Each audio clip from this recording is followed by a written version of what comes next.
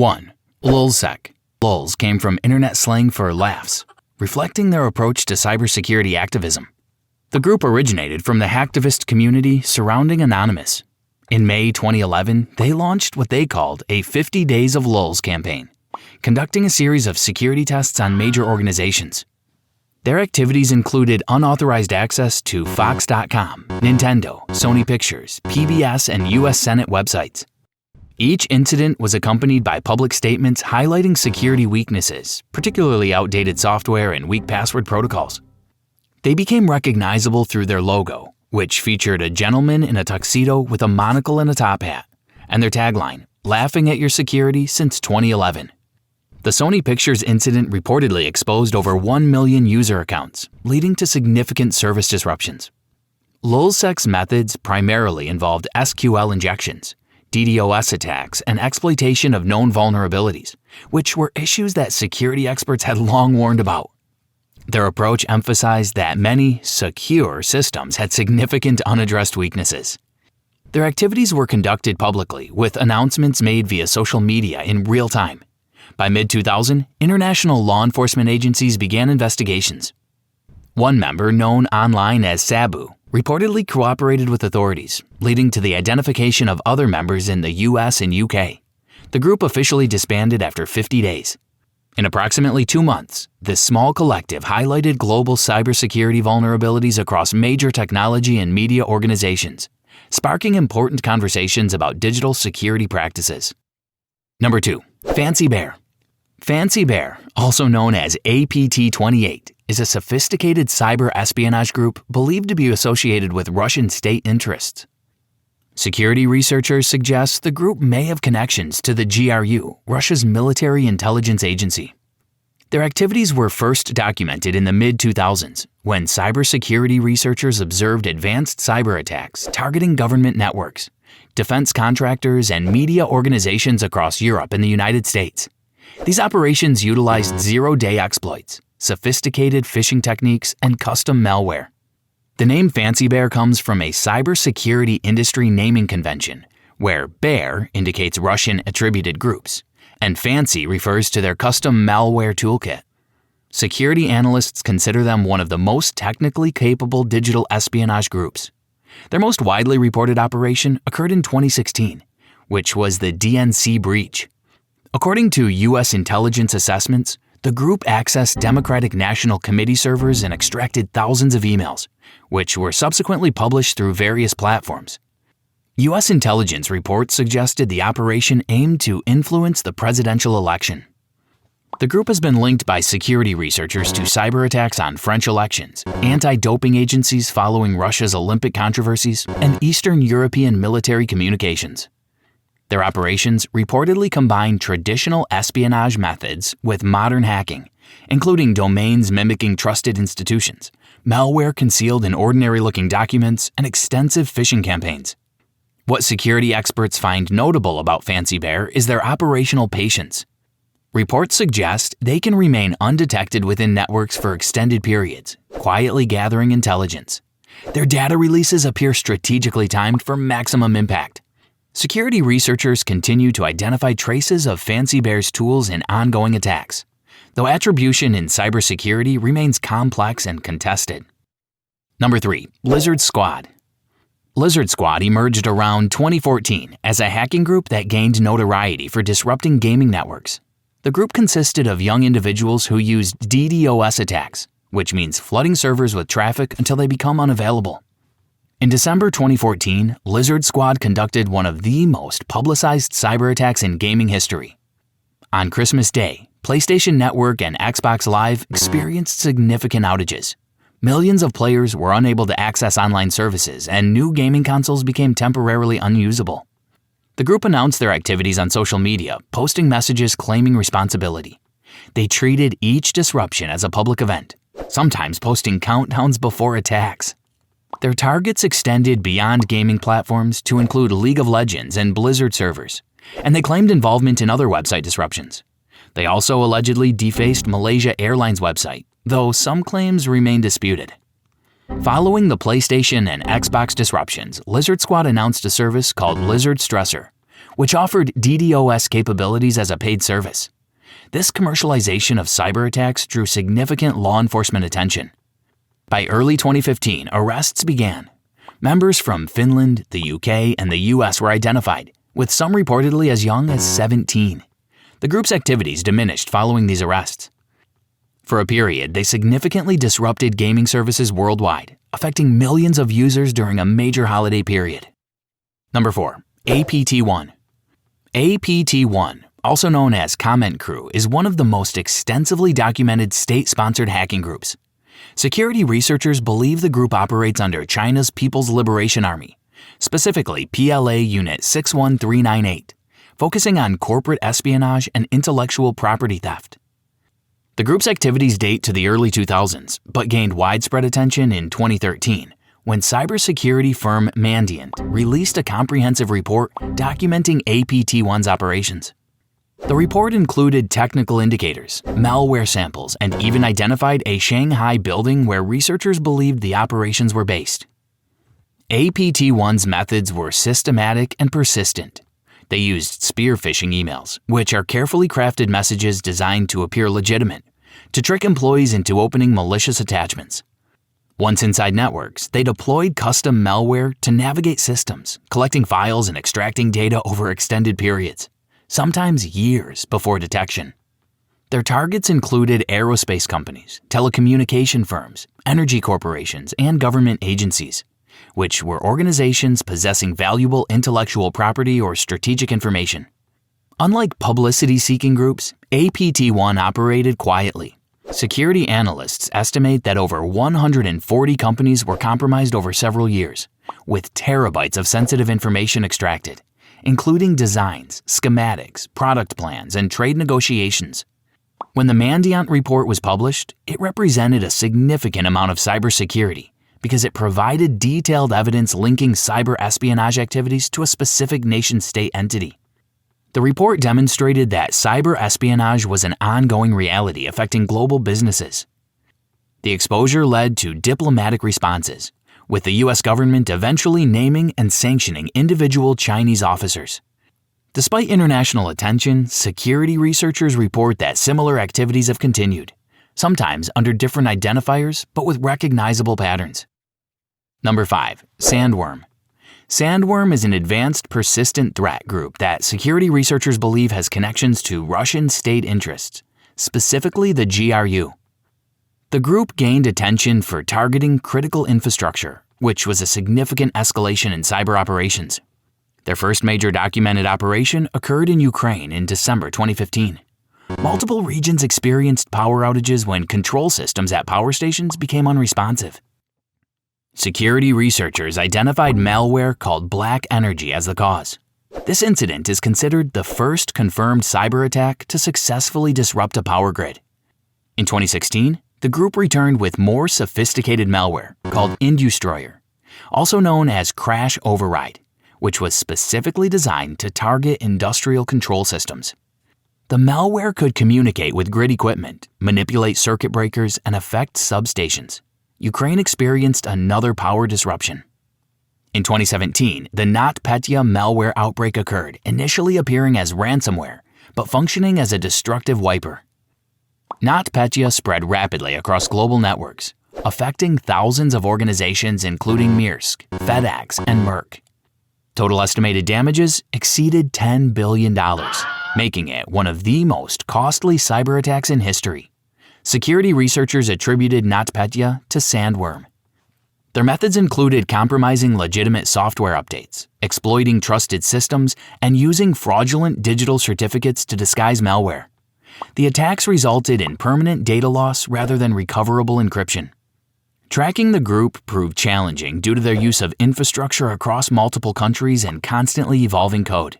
However, security researchers noted that major operations aligned with Russian geopolitical interests. Western intelligence agencies have identified Sandworm as a significant cyber threat.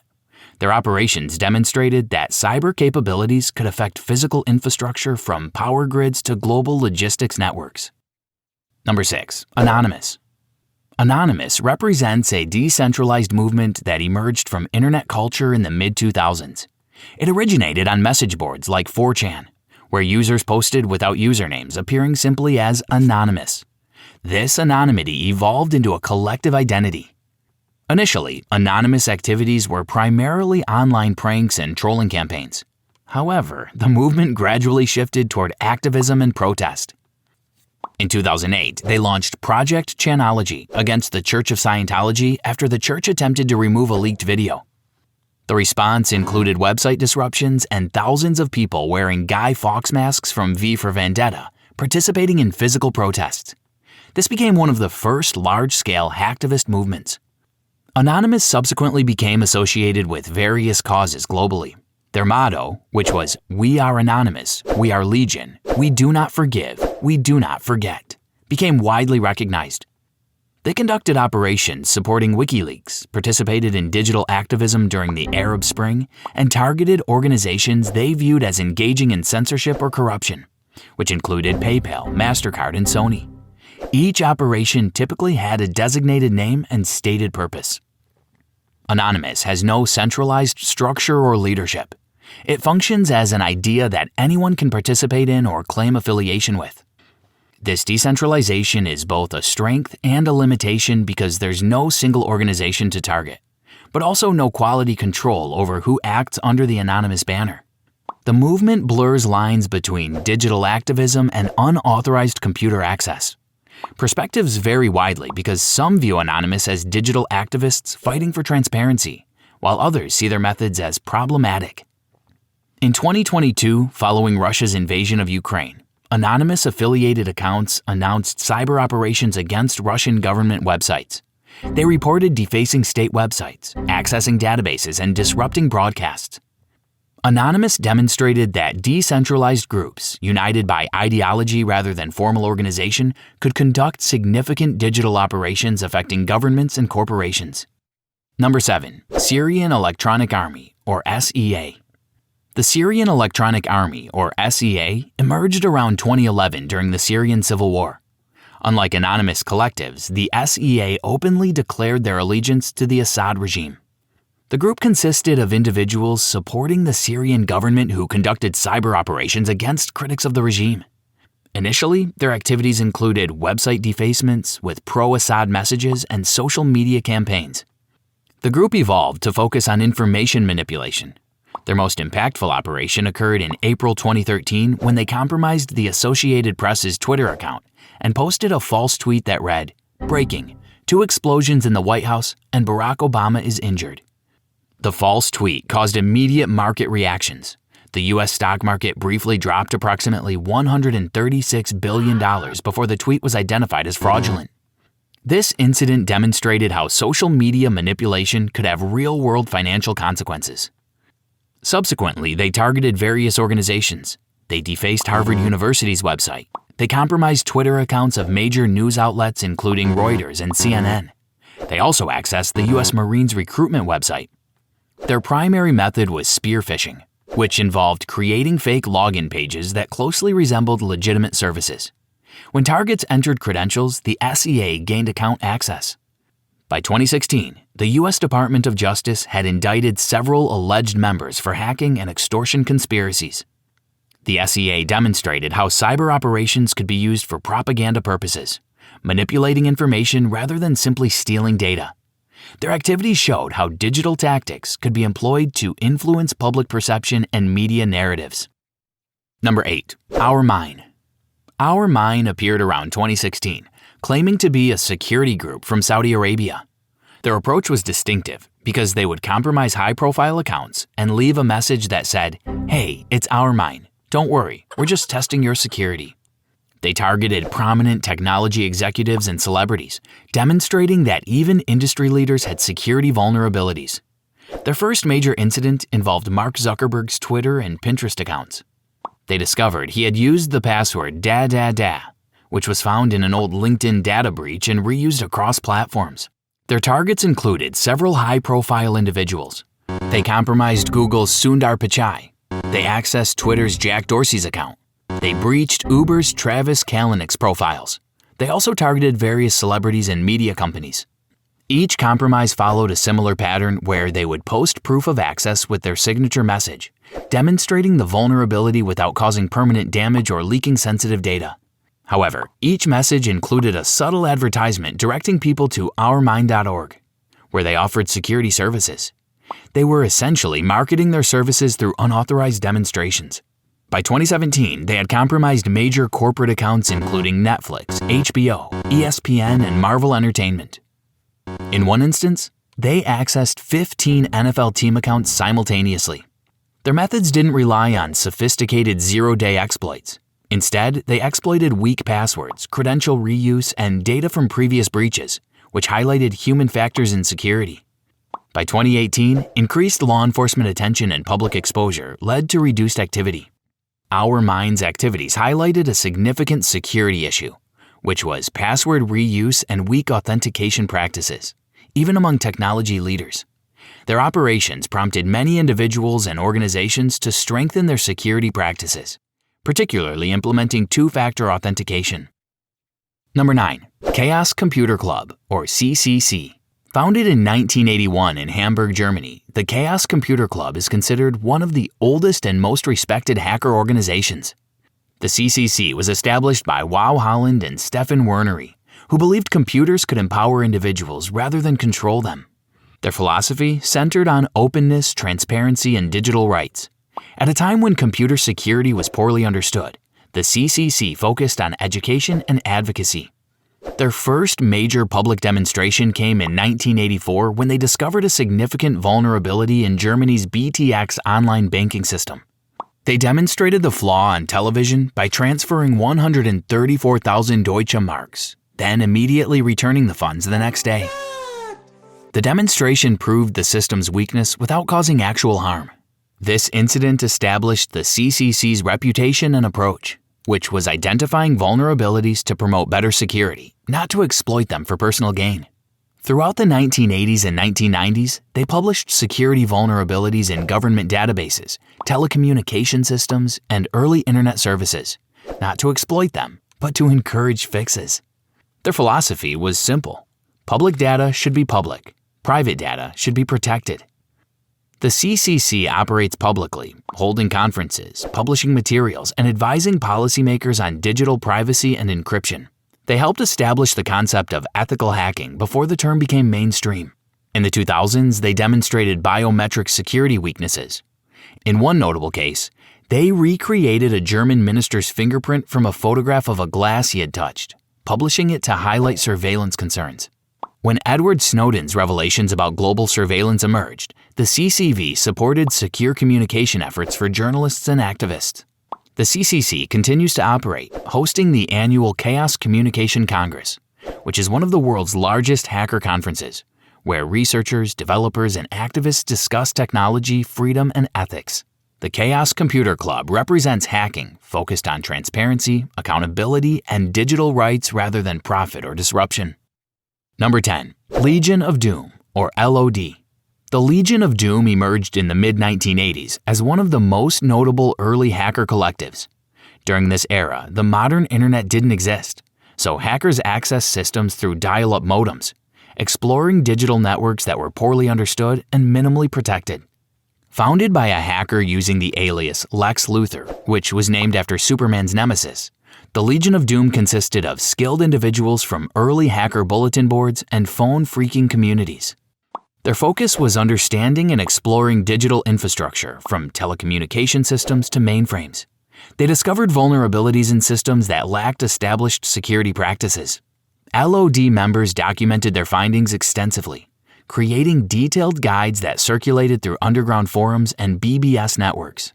These guides taught others about system vulnerabilities and exploitation techniques, which was knowledge that concerned authorities but inspired many future security professionals. By the late 1980s, law enforcement could no longer ignore their activities.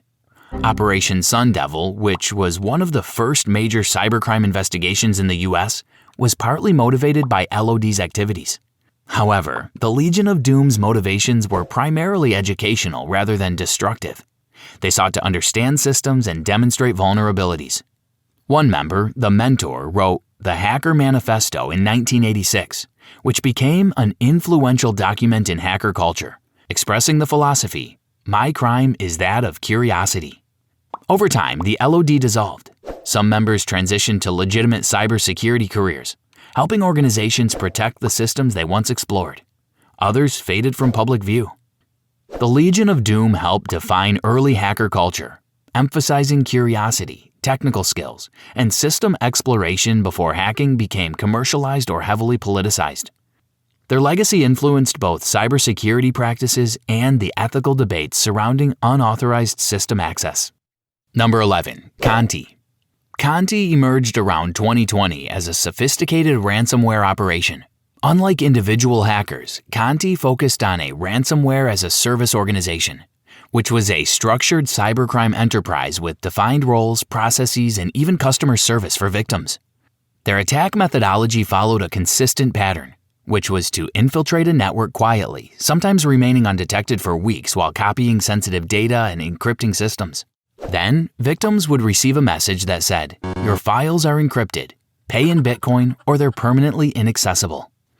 Conti introduced double extortion, which meant if victims refused to pay, the group threatened to publicly release stolen data, adding reputational damage to operational disruption.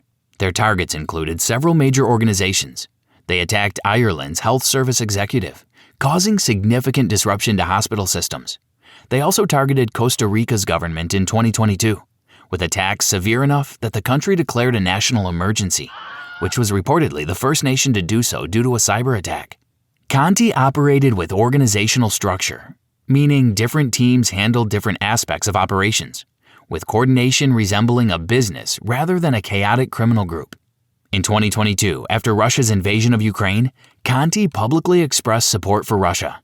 This statement had consequences because a pro-Ukraine insider leaked tens of thousands of internal Conti messages, tools, and source code, exposing their operations. The leak revealed their organizational structure and methods, providing unprecedented insight into professional ransomware operations. Following the leak, Conti's brand was compromised. Former members reportedly splintered into smaller ransomware groups including Black Basta and Karakurt, continuing similar operations under new identities. Conti demonstrated how profitable and organized ransomware operations had become, operating with business-like efficiency and causing significant disruptions to organizations worldwide. 12. DarkSide. DarkSide was a ransomware group that operated with precision and selectivity. In May 2021, they conducted an attack that had unprecedented real-world impact. Their target was Colonial Pipeline, which was a company responsible for delivering approximately half of the fuel to the U.S. East Coast. When DarkSide's ransomware activated, fuel distribution stopped. The consequences were immediate. Gas stations experienced shortages, prices increased, panic buying occurred, flights were delayed, logistics were disrupted. The U.S. government intervened to address the crisis. DarkSide issued a statement afterward that said, "We are apolitical. We do not participate in geopolitics. Our goal is to make money, not create problems for society." However, the Colonial Pipeline attack became one of the most impactful cyber attacks in history, costing tens of millions of dollars and forcing a temporary shutdown of critical infrastructure. It demonstrated how vulnerable essential services are to cyber disruption. Like Conti, DarkSide operated as ransomware as a service, building tools, recruiting affiliates, and sharing profits from successful attacks. Following the Colonial Pipeline incident, law enforcement pressure intensified globally. Cryptocurrency accounts were frozen, and the FBI recovered millions of dollars in ransom payments. Shortly after, DarkSide announced they were ceasing operations. However, security researchers reported that members likely rebranded under new names, including Black Matter and ALPHV, also known as Black Cat, continuing similar operations. The DarkSide attack served as a significant wake-up call, forcing organizations and governments to recognize cybersecurity as a critical component of national security and infrastructure protection, not merely an IT concern. 13. Lapsus Dollar. Lapsus Dollar emerged around late 2021 as one of the most unpredictable hacking groups. Unlike organized ransomware operations, Lapsus Dollar appeared to be motivated primarily by attention and disruption rather than consistent financial goals. The group reportedly consisted of young individuals, many teenagers from the UK, Brazil, and other countries. They used social engineering, SIM swapping, and insider recruitment to gain access to major organizations. Their targets included prominent technology companies. They breached Microsoft. They compromised Samsung. They accessed NVIDIA. They infiltrated Ubisoft. They attacked T-Mobile. They even breached Okta, which is a cybersecurity and authentication company. When Lapsus compromised organizations, they made their presence obvious by hijacking company communication channels, posting messages to employees, and publicly sharing screenshots of stolen source code. They operated openly, sometimes running polls on their Telegram channel asking followers to vote on which company's data they should release next. When arrests occurred, authorities discovered that many key members were teenagers, with some reportedly as young as 16. One alleged leader was a British teenager from Oxford known online as White or Breachbase, who had reportedly accumulated significant cryptocurrency from various operations. Even after arrests, activity associated with Lapsus continued, suggesting either remaining members or copycat operations. What made Lapsus notable wasn't sophisticated technical capabilities, but their brazen approach and effective social engineering. They demonstrated that significant breaches don't always require advanced malware, because sometimes human manipulation is more effective. Lapsus represented a new pattern in cybersecurity threats, which was young, technically capable individuals conducting high-profile breaches with minimal concern for consequences, motivated more by notoriety than traditional criminal profit. 14. APT-35, Charming Kitten. APT-35, also known as Charming Kitten, is a cyber espionage group that security researchers believe operates in support of Iranian state interests, specifically linked to Iran's Islamic Revolutionary Guard Corps, or IRGC, intelligence organization. Unlike groups seeking publicity, APT-35 focuses on espionage and surveillance for intelligence gathering purposes. Since the mid-2010s, Charming Kitten has targeted journalists, academics, activists, and government officials, particularly those critical of Iran or connected to regional rivals including the US, Israel, and Saudi Arabia. Their methods emphasize social engineering and deception. They create elaborate fake identities and personas online, sometimes maintaining communications with targets for weeks or months before attempting to compromise accounts. They construct convincing fake websites, clone legitimate portals, and send highly personalized phishing messages that appear to come from trusted sources like think tanks, journalists, and academic institutions. In 2017, they reportedly breached HBO under the alias Mr. Smith, stealing unreleased Game of Thrones episodes and scripts. The incident demonstrated their reach beyond traditional intelligence targets. APT-35 has also been linked to election-related espionage. In 2019, security researchers reported that the group targeted U.S. presidential campaign staffers, attempting to access private communications. Security researchers have documented APT-35 deploying mobile spyware capable of reading messages, accessing microphones, and activating cameras remotely. Their targets include dissidents, journalists, and individuals challenging Iran's government, both domestically and internationally. Unlike groups that cause immediate disruption, Charming Kitten focuses on long-term surveillance and intelligence collection. Their operations represent cyber espionage as a tool of state intelligence gathering, where the goal is observation and information rather than destruction or public disruption. 15. TAO, Tailored Access Operations. Formed in 1998, TAO's mission involves accessing foreign networks for intelligence gathering purposes. TAO's capabilities became publicly known in 2013 through Edward Snowden's disclosures, which included internal NSA documents. These documents revealed a sophisticated operation involving hackers, engineers, and analysts working to access systems worldwide for intelligence purposes. One disclosed program was the ANT catalog, which was a collection of custom-built tools designed to access various systems, including routers, firewalls, and telecommunications infrastructure. TAO's most famous attributed operation is Stuxnet, which was a sophisticated cyber attack conducted jointly with Israeli intelligence that targeted Iran's nuclear facilities in 2010. The malware reportedly sabotaged uranium enrichment centrifuges, setting back Iran's nuclear program. This operation demonstrated that cyber capabilities could cause physical damage to industrial systems. In 2016, a group calling themselves the Shadow Brokers claimed to have stolen TAO tools and released them publicly.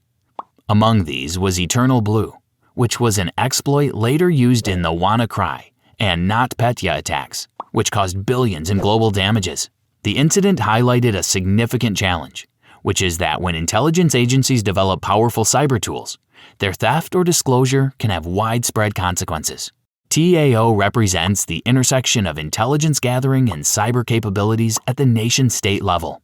Their operations demonstrate that cyber activities are now integral to national security and intelligence operations. From early hacker collectives exploring nascent computer networks to sophisticated state-sponsored operations, the history of hacking reflects broader changes in technology, security, and society.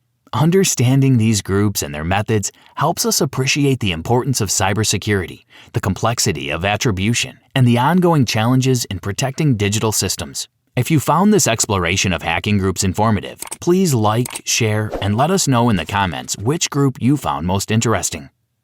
In our interconnected world, cybersecurity awareness remains essential for everyone.